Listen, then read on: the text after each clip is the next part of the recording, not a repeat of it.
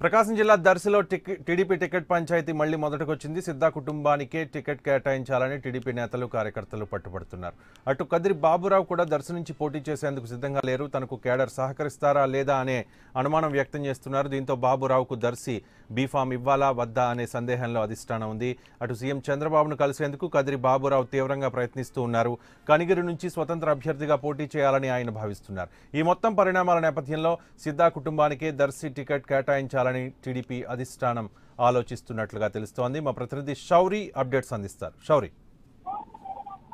Ravi, Darsi MLA ticket విషయం మళ్ళీ మొదటికి వచ్చింది. మొదటి నుండి సిద్ధా కుటుంబానికే దర్శి ఎమ్మెల్యే టికెట్ ఇవ్వాలి, తెలుగుదేశం పార్టీ తరఫున మళ్ళీ గెలిపించుకుంటామని చెప్పేసి దర్శి నియోజకవర్గంలో ఉన్న ప్రతి మండలంలోని కార్యకర్తలు, నాయకులు మొదటి నుంచి డిమాండ్ చేస్తా ఉన్నారు, ఆందోళన చేస్తా ఉన్నారు.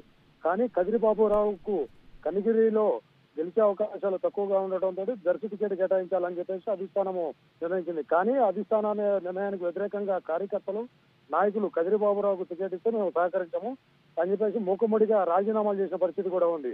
అయితే గతంలో కూడా ఒక దశాబ్ద కాలం క్రితం కదిరి బాబురావు దర్శి నియోజకవర్గానికి వచ్చి ఓడిపోయి మళ్ళీ వెంటనే వెళ్ళిపోయారు. ఇది ఇక్కడ పట్టించుకోలేదు, మళ్ళీ ఎందుకు వస్తున్నారు అని చెప్పేసి కూడా గట్టిగా ప్రశ్నిస్తున్నారు. అయితే ఇప్పుడు దర్శి నియోజకవర్గంలో సిద్ధా కుటుంబానికి టికెట్ ఇవ్వాలన్న ఆలోచనలో అధిష్టానం ఉన్నట్లుగా తెలుస్తా ఉంది.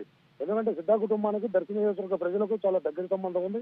ఎప్పుడూ ప్రజలకు అందుబాటులో ఉండటంతో పాటు వేలాది కోట్ల రూపాయలతోటి దర్శి నియోజకవర్గాన్ని అభివృద్ధి చేశారు. కాబట్టి కుటుంబంలో ఎవరికి ఇచ్చినా కానీ మేము సహకరిస్తాము, మళ్ళీ గెలిపించుకుంటామని చెప్పి కార్యకర్తలు గట్టిగా డిమాండ్ చేస్తున్నారు. కానీ కదిరి బాబురావు మాత్రం దర్శి టికెట్ ఇస్తే నాయకులు సహకరిస్తారా లేదా అనే అనుమానంతో నిన్నంతా సీఎం చంద్రబాబును కలిసి ఈ విషయాన్ని ఎక్స్ప్లెయిన్ చేయాలని ప్రయత్నం చేసినా కానీ ఆ ప్రయత్నాలు ఫలించలేదు.